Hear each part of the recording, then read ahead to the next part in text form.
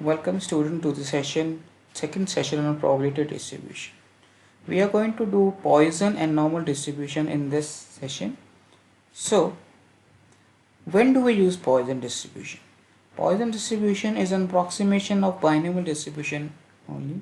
The only change is that when number of trials are large and the probability of occurrence is very small, we cannot use binomial distribution, so we use Poisson distribution. Examples of Poisson distribution are given here, where we are considering the data relating to a number of accidents, because there are large number of accidents, number of passengers arriving, number of calls coming to an office, number of patients arriving in the health center and hospital, number of cars waiting to be serviced, because this number is usually large and it's infinitely large, so we can, and the probability of occurrence is very small.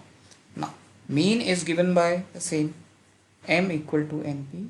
Now in Poisson distribution, probability p is only considered and q is insignificant. That is, we are not concerned about the probability of not occurrence. We are only concerned with p, probability of success, whereas probability of failure is insignificant. So next, there are certain conditions which just now I told you. Same outcome within an interval occur randomly and independent. Each outcome is independent of another. Probability of one occurrence in small time interval is proportional to the length of interval. One occurrence, average number of occurrence constant and also same size. Probability of more than one occurrence in a small time is negligible as compared to. So these are certain conditions or properties of the Poisson process. Let us take and understand what is the formula which we are going to use in Poisson distribution. P is the probability of occurrence of an event. Lambda is the average, that is the mean, which is n into p. Then probability of r successes is lambda to the power r e to the power minus lambda upon factorial r. This is an exponential distribution, unlike binomial distribution. So where r is can be 0, 1, 2, 3 and so on, with number of trials you have to find out. Okay, so variance and the mean is same in the Poisson distribution. Variance is also n into p because q is missing here, it's insignificant, and lambda is also n into p. So this is the probability density function we are going to use for finding the various probabilities. Now this is an example which is given to you. Okay, what probability model is approximate to describe a distribution where 100 misprints are distribution randomly throughout 100 pages of the book? For this model, what is the probability and page observed? Now since 100 misprints are distributed randomly, fine, therefore probability of being a misprint is 1 by 100. Fine, 100 misprints are there, so there are 100 pages, so 1 by 100 can be 1 by 1 on mistake on each page is very small, which is very small, and n 100 is very large, so we are going to use the Poisson distribution. So average n into p, which is 1, and e to power lambda is e to power minus 1. We find out the value. Now we have to find the probability of at least 3. At least 3 means more than equal to 3. So first what we are going to do, so in that case what we do, we find out the probability of less than 3 and subtract it from 1. So less than 3 can be p0, p1 and p2. So 1 minus p0 plus p1 plus p2 we get, and we just substitute the values in the formula and we get the required probability. Okay, and there's another example similar manner which is given here about an insurance company executive. So where n is 5000, p is 0.001, lambda is p in this. So we have to find out probability of at least 2 claims. For at least 2 claims, what we have to do, less than 2 you find out and subtract it from 1. So less than 2 can be p0 and p1. Add the p0, p1, subtract the total from 1, we get a required probability.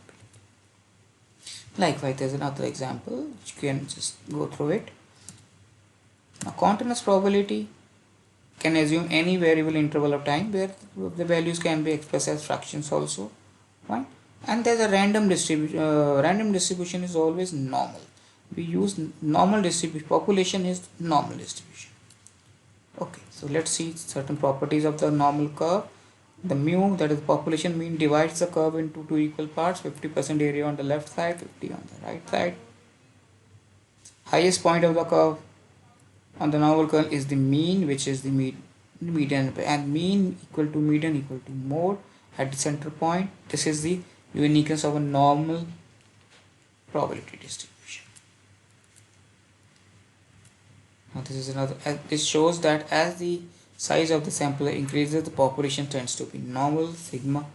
For lower sigma, the peak is higher, and the less sigma, peak is flatter. Okay.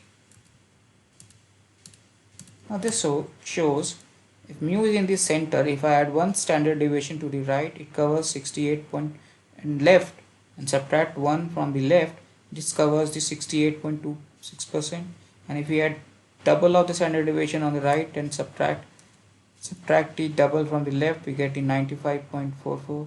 And 3 sigma is added on the right and 3 sigma is subtracted on the left, we get 99. So this is the probability. So 3 times the standard. So maximum value of z can be 3. Now we use this formula for finding the value of normal variable z. X1 is mu by sigma. Okay, x is the random variable, mu is the population mean, and sigma in the population standard deviation. Okay, so this is shown here. Now these are the certain examples which we have discussed here. This is the first example about a store manager. Okay, so we have to use the value of x and find out at particular value of x we find out the value of z. Now corresponding to that value of z, we find out the area from the z table. Fine, and depending upon what probability we have to find out, and we either subtract it from 1 or take the value as it is. This is how it is done. 0.83 maybe we found out the area. Fine, it is 0.83. And how we get this area shaded region? We get these 0 to 0.83, we get the value from the table. Okay, and we add it to the 0.5 value, we get the total area to the left of 0.83, and we subtract it from the 1. From 1 we get the required area. This is how it is done. This is another example which is given here. Similar is explained here also, the different values. Okay, so we have to make use of the z table in this for finding the required values. Okay, the various examples are given here. So you can practice more questions. Thank you so much. All the best.